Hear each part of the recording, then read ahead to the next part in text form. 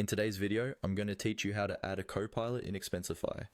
Adding a Copilot is a great way to let someone you trust help manage your expenses, reports, or approvals without giving them full control of your entire account.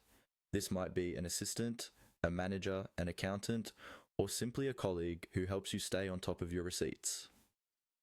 In this walkthrough, I'll guide you step by step through the process in a clear and simple way.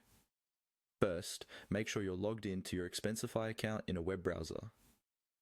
While some settings may be visible on mobile, the Copilot setup is easiest and most reliable to do on the desktop version.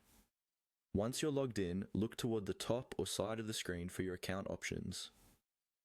You're looking for the main account area where you can manage your personal settings. From there, click on the option that takes you to your account settings, and then open the security section. This is where Expensify stores features related to your login, privacy, and access controls. The Copilot feature lives here because giving someone Copilot access is essentially granting them permission to act on your behalf within certain boundaries. Taking a moment to understand that you're working inside the security area can help you feel more confident about what you're changing and why. Once you're on the security page, look for the option labeled Add Copilot. Go ahead and click on that. This will open up a form or a dialog where you can specify who you want to add. Typically, you'll be asked to enter the email address of the person you want as your Copilot, and then define what they can and cannot do in your account. At this stage, be thoughtful.